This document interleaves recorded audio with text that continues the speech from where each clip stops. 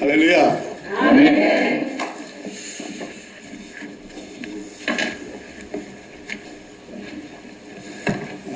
저도 여러분들을 참으로 뵙고 싶고 보고 싶었습니다. 그런데 이런 기회를 주셔서 너무나 감사하고 이렇게 시원한 곳에 와서 편히 쉴 수 있도록 이런 기회를 주셔서 우리 목사님 그리고 여러분 모두에게 다시 한번 감사드립니다.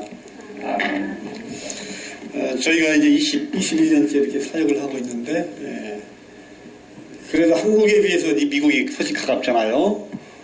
그리고 저희들 협력하는 교회들이 또 우리 야키마 소문교회 말고도 있습니다. 그러나 이렇게 초청해 주셔서 오늘 저희들 딱 세 번째입니다. 세 번째.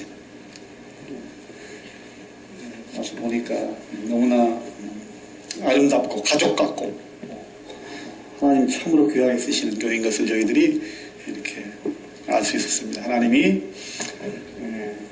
큰 교회를 하나님이 크게 사용하는 것이 아닙니다. 그렇죠?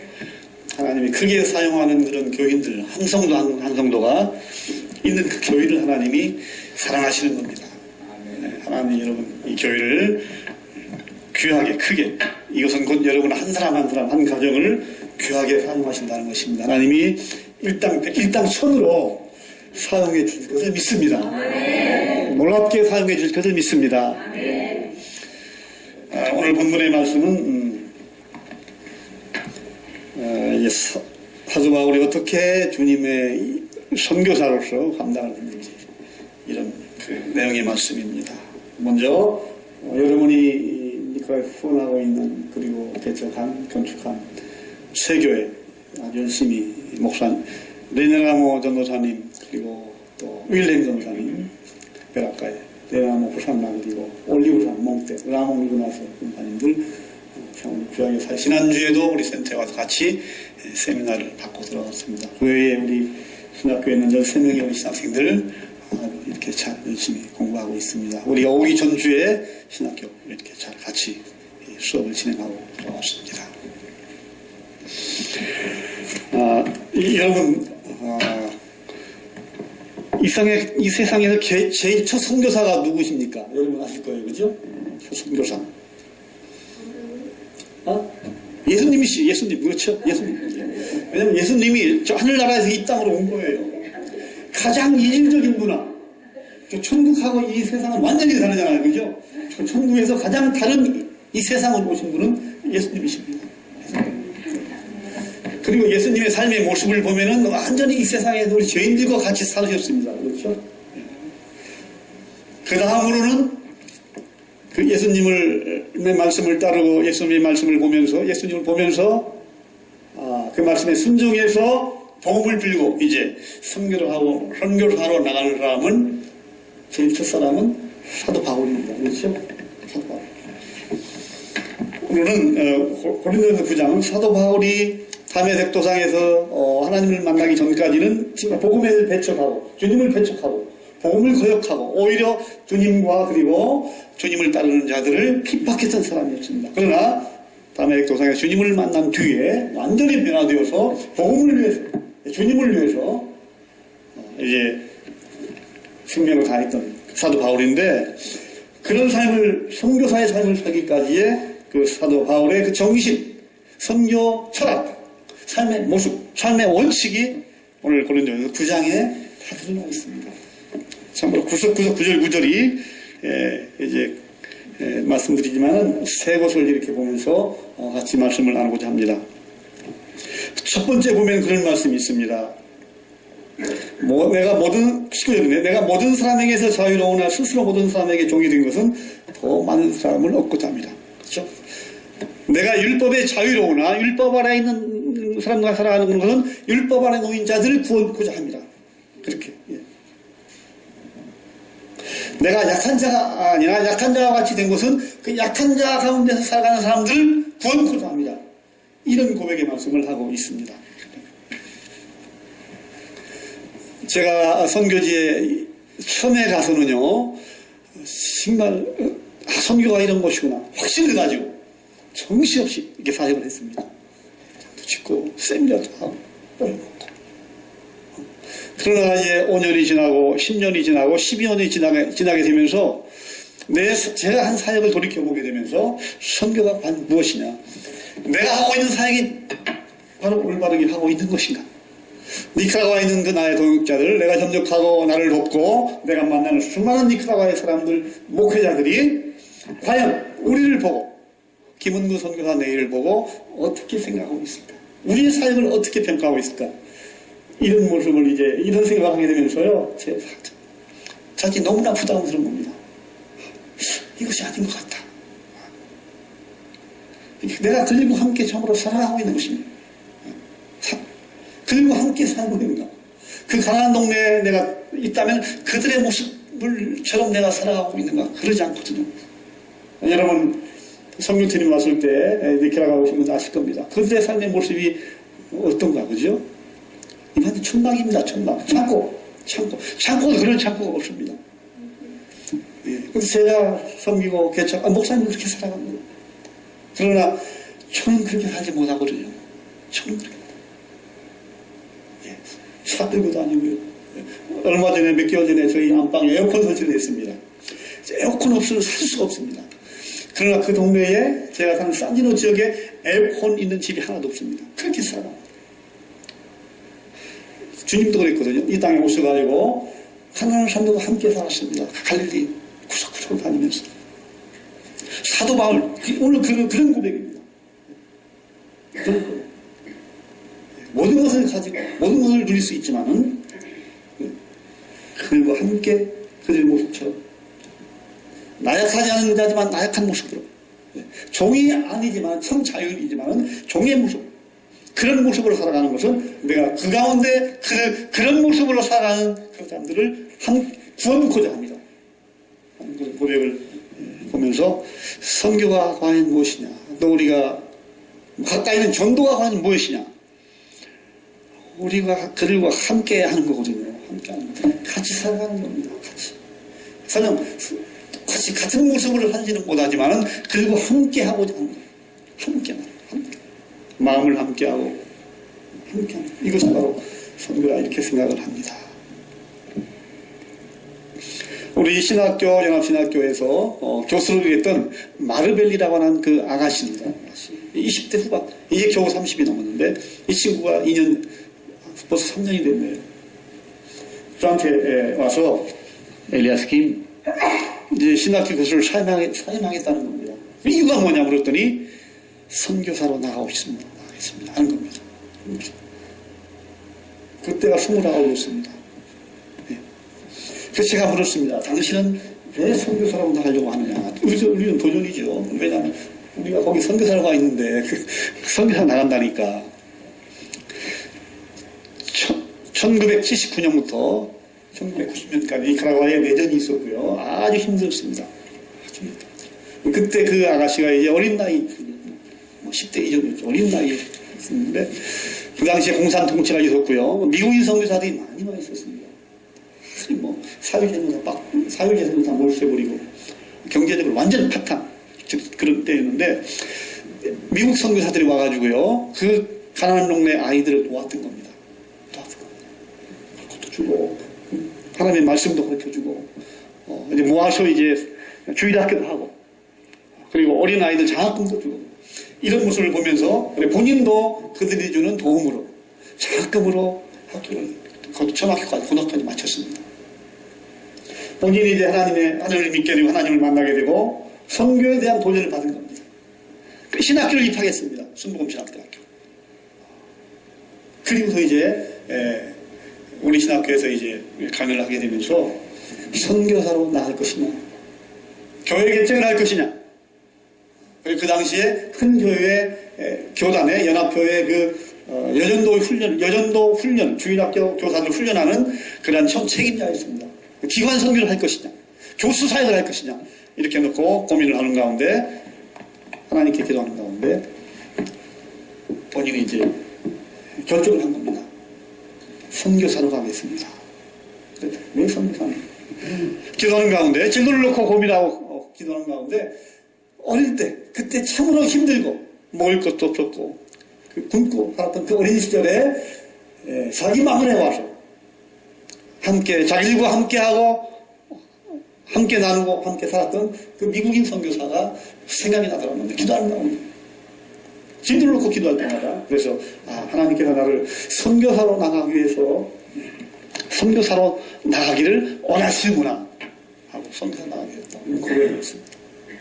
오늘 우리 한국교회가 참으로 위기에 처해 있습니다. 저는 이제 선교지에 나가 있다 보니까 저도 한국교회에서 있었으면은 그런 그 한국교회 문제를 잘 몰랐을 겁니다. 정신없이 교회 성장을 위해서 일했어야 되니까. 밖에 나가 있게 되면서 한국교회 모습이 너무나 이렇게 와닿는 겁니다. 요즘 가난안 교인이라고 아시죠? 가난안 교인. 교회에 나가지 않는 교인들이 많은 겁니다. 교회가 싫어요. 또 세상의 불신자들은 교회를 너무나 많이 비판하고 있고 나가지 않는 겁니다. 그동안 우리 한국교회는 어떻게 보면은 쉽게 전도를 할 수 있었습니다. 쉽게 전도하고 전도지 나눠주고 미술로 전도하고.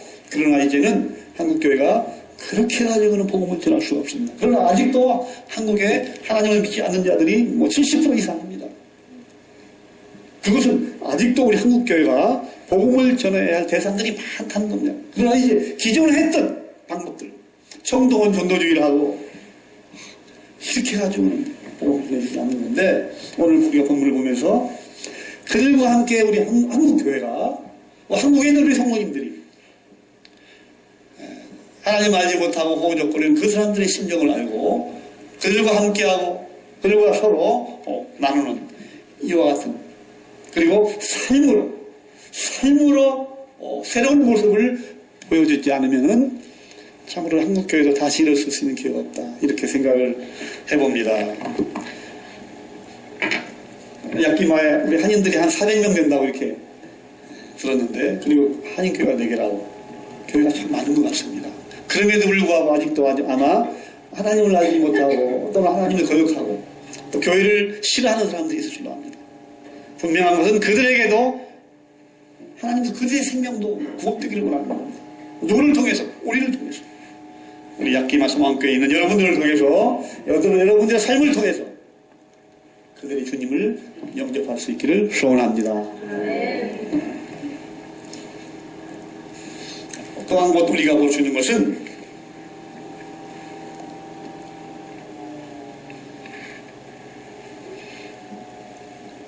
(12절의) 말씀인데요. 너에게 이런 권리를 가졌거나 하물며 우리일까 보냐. 그러나 우리가 이 권리를 쓰지 않냐고 범사에 쳤는 것은 그리스도의 복음에 아무 장애가 없게 하려 합니다. 그런 말씀하셨습니다. 사도 바울이 당시에 베드로나 그 당시에 그 사도들이 복음을 전하러 다닐 때에 오늘 두 사람들은 아내들도 데리고 다니고 또 같이 쉽게 말하면 비서도 있었겠고 같이 다니는 사람도 있었습니다. 그리고 이제 선교비도 도움을 받았겠고, 또 보면은 주의 일을 위해서 일하는 자들이 당연히 일로 말미암아 그런 말씀도 있습니다. 이렇게 당연히. 오늘 우리 한국 교회는 기독교 역사상 찾아보기 힘들 만큼 그렇게 교회 부흥을 했습니다. 하나님이 주신 복입니다. 하나님이 주신 복. 얼마나 많이 우리 한국교회가 기도했을까, 그렇죠? 하나님이 응답해 주신 것입니다. 그리고 하나님이 많은 축복을 해 주셔서 경제적으로도 이제 어마어마하게 이루었고요. 교회도 참으로 급성장했고요. 우리는 은혜가 너무나 큽니다. 하나님이 우리에게 기업의 복을 주셨습니다. 그렇죠? 하나님 우리에게 주신 겁니다. 하나님이 우리에게 재물의 복을 주셨습니다. 한국을 경제적으로 이렇게 세우셨습니다. 교회를 하나님이 부흥케 해주셨습니다. 하나님이 나에게 기업을 주셨습니다. 나에게 물질을 주셨습니다. 물론 제가 열심히 수고하고 애쓰고 힘든 그러한 수고의 땀일 수 있습니다. 그러나 우리가 고백할 수 있는 것은 하나님이 우리에게 주신 하나님의 은혜입니다. 그럴 수 있습니다.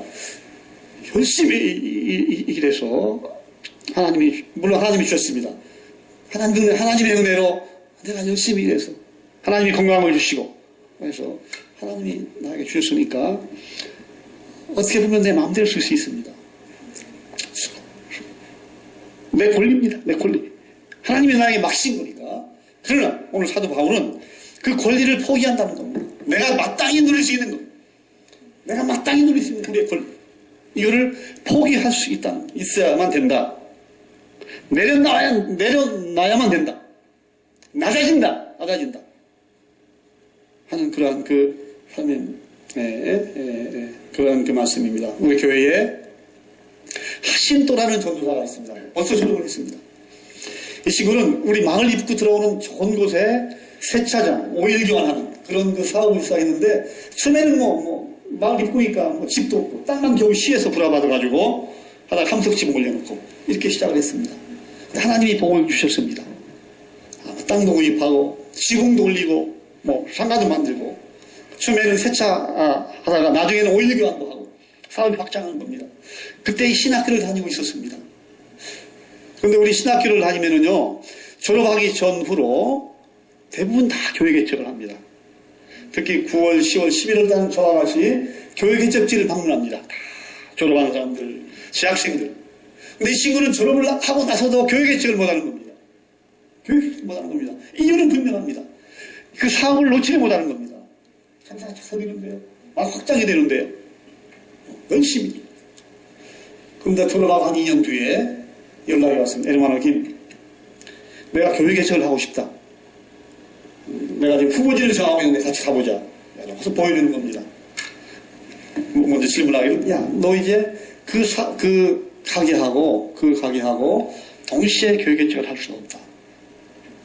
교회를 이제 그러면서 이제 에르마노 김, 내가 기도하는 가운데 결정을 했다는 겁니다. 그동안 너무 하나님이 가게가 잘 돼서 돈을 막 모금했지만은 심적으로 너무나 괴로웠다는 겁니다.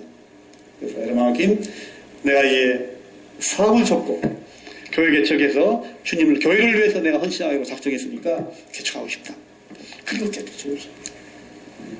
우리가 포기하지 않고 당연히 우리가 하나님이 주신 거 누릴 수 있는 거 이런 것을 포기하지 않고 우리가 주님을 섬길 수가 있고 주님의 사역을 감당할 수가 없는 겁니다. 또 하나는 이제 마지막 부분으로 보니까 경주, 오늘 본문에 읽은 내용은 아닌데 마지막 부분에 다름질하는 그 경주, 이 모습을 우리가 볼 수가 있습니다. 사도 바울이 복음을 전하면서 이런 마음으로, 그런 마음으로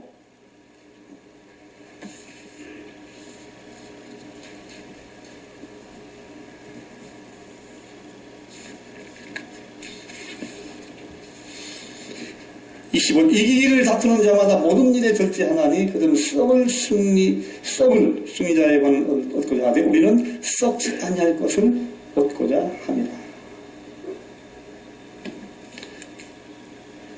경주자의 복음을 전할 때에 선교의 자세가 경주자의 그러한 자세, 마지막 그 목표를 향해서 최선을 다하는 그 자세, 마지막 때일 겁니다. 마태복음, 누가복음 21장에 보면은 주님이 마지막 때의 그 징조에 대해서 말씀하고 있습니다. 마지막의 징조, 환난과 지진과 온갖 그 재난과 이런 그 징조들이 있게 될 거라고 이렇게 말씀을 하고 있습니다. 그런데 그 중에 하나가 말씀하신 것이 복음이 모든 만민들에게, 족속에게 가까이 될 때, 그때가 바로 주님의 때가 가까울 것이다. 이렇게 말씀을 해주셨습니다. 지진, 환난과 기근, 이러한 일들은 주님 이후 인류 역사 가운데 지금까지 끊임없이 있었습니다. 그렇죠? 전쟁. 인류 역사 가운데 전쟁이 끊어진 날이 없었습니다. 지진도 마찬가지입니다. 그렇죠? 기근, 온갖 환난 계속 있었습니다. 근데 큰 일이 일어나면, 지금 이 말씀 모양이다. 주님이 곧 오실 것 같다. 이렇게 생각할 수 있지만은, 그런 일들은 계속해서 있었는데, 분명히 주님이 말씀하시는 것은, 마지막 때에 한 징조는, 분명한 것은, 모든 민족들에게 복음이 전파될 것이다. 이 마지막 때. 그런데 지금요, 선교지 구석구석마다 복음이 전해지고 있습니다. 중남미는 이미 복음이 복음이 안 들어가는 곳이 없을 정도입니다. 이미 선교사를 파송하고 있습니다. 동남아 다 들어왔습니다. 우리가 남아있는 곳이라고 하면은 이제 중동 지역입니다. 중동을 위해서 우리가 기도 많이 해야 됩니다. 이슬람권을 위해서 중동. 우리가 마지막이요. 마태복음 9장에 보면은 이 마지막 때에 주님이 또 복음 전하는 것을 강조하기 위해서 추수하는 그 일꾼들을 비유했습니다. 추수. 여기는 제가 다녀보니까 과일 농장들이 무지개 많아요. 그죠? 과일. 어제 그제 우리가 포도 농장에 갔었는데, 포도가 이제 보니까 맛있는데, 곧 포도를 다 따지 않으면 떨어지게 생겼더라고요. 그렇죠? 추수는 그렇습니다. 그 때를 놓치면은 그 농사를 다 망치는 겁니다. 그래서. 그렇죠? 벼도 마찬가지입니다. 부지런히 비가 오기 전에 부지런히 해가지고 타작을 해야 됩니다. 모든 추수할 때가 있는 겁니다. 지금이 마지막 때라는 겁니다. 추수할 때죠. 그리고 어제 달리기 선수가 마지막에 경주를 위해서 달리는 그 마지막 순간 긴급하고 최선을 다해야 되는 겁니다. 우리가 추수하기 위해서는 어떻게 해야 됩니까? 긴급하게 해야 됩니다. 긴급하게. 선교도 그러한 긴급함을 가지고 해야 된다. 우리가 선교를 해야지. 그러나 우리 교회가 아직도 크댄시 있어서 아직도 은행에 더 청소해야 될 것이 있어. 나중에 우리 교회가 더 자립이 되면 하자. 이렇게 할 수 있습니다. 안 하겠다는 건 아닌 겁니다. 하는 겁니다. 해야지. 우리 가게가 조금만 우리 가게가 안정이 되면은 그때 해야지. 그럴 수 있습니다. 조금 해야지. 우리 자녀들이 조금 더 이제 크게 되면 독립하게 되면 해야지. 하나는 하겠다는 겁니다. 그러나 그렇게 되면 되는 겁니다. 긴급한 마음. 우리가 추수할 때에 조금만 늦으면, 며칠만 늦으면은 그 농작물을, 그 과일을, 벼를 다 잃게 되는 것과 마찬가지로 그런 자세를 하지 않으면 안 됩니다. 마지막 최선을 다해. 마지막 최선. 또 나는 추수할 때는 복음은 모두가 다 참여해야 됩니다. 복음을 전하는 일은 모두가 다. 출산하는 농장에 보면 정신없잖아요. 막 할머니, 할아버지, 노인들 다 마지막에는 그 놓치지 않게 해줘. 복음도 그런 것 같습니다. 장로님이나 권사님만이 아닌 것처럼 만약에 선교지대가 있는 저희들만 선교한다면 선교할 수가 없는 겁니다. 그렇죠? 저희들이 현장에 가 있는 거는 저희들을 보내고 여러분처럼 후원하고 지원하고 하는 후방에 함께하는 여러분들이 있기 때문에 저희 선교사들이 선교지에서 할 수 있는 겁니다. 저 혼자 할 수 있는 건 아니라 여러분도 같이 모두가 할 수 있기 때문에 선교를 하는 겁니다. 기도로, 그렇죠? 기도로. 저희가 이제 3년 전입니다. 벌써 3년 전인데 그때 신학교를 몇 년 동안 후원해 오는 그분께서 이제 갑자기 1년 전부터 목사님 제가 1년 뒤에는 이제 후원을 중단할 수밖에 없습니다. 이렇게 미리 얘기 주셨습니다. 보니까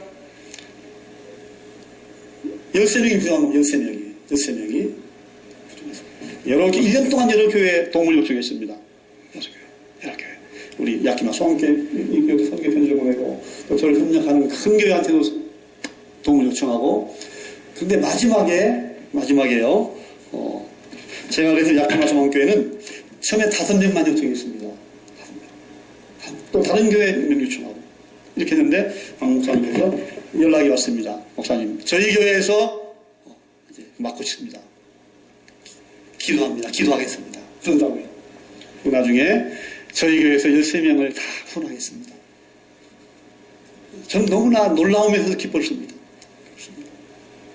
분명히 그때는 큰 교회가 아니라고 했는데 저렇게 열심히 참여하고 다 참여하는 거예요. 너무나 감사했고요. 이런 마음 우리가 그게요. 여러분이나 목사님이나 긴급한 마음 그렇죠. 우리 모두가 다 함께하자 하는 그러한 자세가 아니었으면은 이렇게 선교에 참여를 할 수가 없었습니다. 모두가 보내고 가고 기도하고 건강하신 분들은 기도하고 물질로 보내고 또 여러 가지 어려움으로 말미암아 현교제 모든 기도를 포함하세요. 우리 학생들은 또 기도를 포함하세요. 그래서 모두가 참여할 때 우리가 이제 그러한 사역을 선교를 감당할 수가 있습니다. 마리오 발디비아라는 우리 작년에 2년 전에 졸업을 했습니다. 이 친구는요, 신학교 입학, 우리가 이제 1월 달에 면접을 하는데 면접이 끝납니다. 1월 말 되면 면접이 다 끝납니다. 그런데 2월 달에 신학교 입학식이 있기 전에 며칠 전에 왔습니다. 받을 수가 없는 겁니다. 이거 딱 차가지고요. 와가지고, 나이도 우리가 45세가 넘지 않으면 안 받습니다. 나이도 50이 다 됐습니다. 그때. 하도 사정을 내서 입학을 하겠습니다. 저희는 이런 마음으로. 이 친구는 나이도 많고 그래가지고 수업 따라가기 힘들거든요. 또 인텐시브 코스이기 때문에 6시부터 밤 9시까지, 아침 6시부터 밤 9시까지 수업이 진행됩니다. 그런 체력으로는 감당을 못합니다. 배도 나오고. 그래서 이제 이 친구는 입학을 허락해 주더라도 그런 친구들은 일반적으로 몇 개월 버티고 나고 수업을 그만둬요. 그래서 하도 간청을 해서 요청을 해서 입학을 허락했습니다. 그런데 한 학기가 지나도 그만두지 않습니다. 1년이 지나도 결석 한 번도 하지 않고 한 1번도 늦지 않습니다. 살짝 몸을 생긴 겁니다. 1년이 지나고 2년이 지나고. 그래서 하루는 불러서 이 얘기를 했습니다. 헤르만 말이 어떻게 이렇게 열심히 하고 있냐. 저한테 간증을 하는, 고백을 하는 겁니다. 그 친구가요, 철저한 마약 중독자였습니다. 마약 중독자. 그리고 그게 산디스타 정권 때 군 간부였습니다. 스타였습니다, 스타. 그러니까 이제 그만두면서 정부로부터 보상을 받는 겁니다. 큰 공장이 있고요. 마나과 오리엔탈 중요한 시장, 중미 지역에서 제일 큰 오리엔탈이라고, 그곳에 이게 큰 2에이커 이상 되는 또 잡고요. 임대해놓고 공부도 짓고 그런 가운데 농덕하니까 마약에 이제 손을 댔고 거기에 중독이 된 겁니다. 완전 인생을 삶의 포기. 그 직전에 주님을 만난 겁니다. 주님을 만나면서 완전히 회복이 되고 완전히 새로운 생명이 되었습니다. 그리고서 이제 어떻게 하면 주님을 위해서 일할까 하는 가운데 우리 신학교 소식을, 우리 신학교에 대한 소식을 듣고 저를 찾아온 겁니다. 그런데 이제 다시 면접도 끝나고 다 학생들 정해졌는데 사정을 해가지고 입학을 했습니다. 그 받아줬는데 마지막 졸업할 때까지 물론 최우 우등생은 아니었는데 가장 성실하게 수업 자세도 그렇고 세미나 예배 때 오고 늦게까지 자리 뜨지 않고 모범생으로 이제 졸업을 하고요. 그리고서 이제 교회 개척을 했습니다. 아주 열심히 목회하고 있습니다. 처음에는 이제 다른 부목사를 세워서 설교하는데 지난 우리가 달에 가서 왔는데요. 본인이 설교합니다. 3년 동안 배워가지고요. 본인이 설교. 주님을 위해서 내려놓고 그리고 자기가 그 마약 가운데서 빠졌고 그 가운데 하나님이 구해줬기 때문에 내가 이들을 위해서 살겠다. 그래서 마나과 외곽 지역에 농장 하나를 했습니다. 그래서 이제 마약이나 알코올 중독돼 있는 특히 오리엔탈 시장 쪽에 많습니다. 시장에 노숙자들 이런 분들 시장 상가의 제일 큰 창고를 예배당으로 개조했습니다. 그리고 그곳에 중독자들 매일 불러서 대접하고 치유하고 집회하고 이런 가운데 이제 회복되는 친구들을 그 농장에 보내가지고 거기서 이제 새로운 삶을 이렇게 만들어내는 그런 사역을 하고 있는 것을 볼 수 있습니다.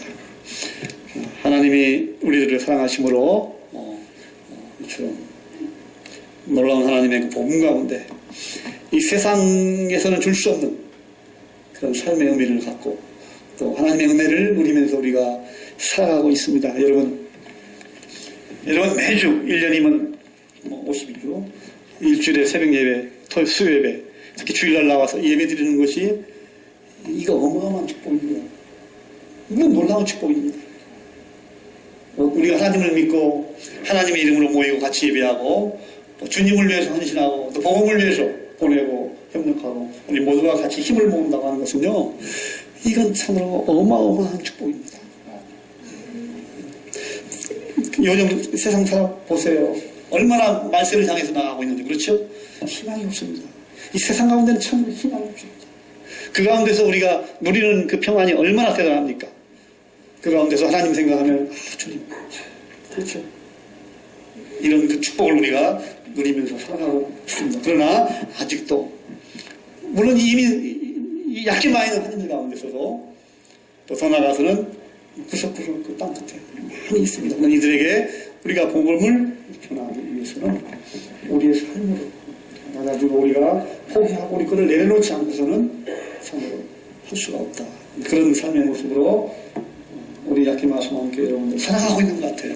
너무 감사하고 더 삶으로 그리고 더 양보하고 또 더 포기하고 여러분이 당장 권리로 하나님이 주신 은혜를 내려놓고 포기하고 또 함께 나누고 보내고 하는 여러분 모두가 될 수 있기를 축원합니다. 기도하겠습니다.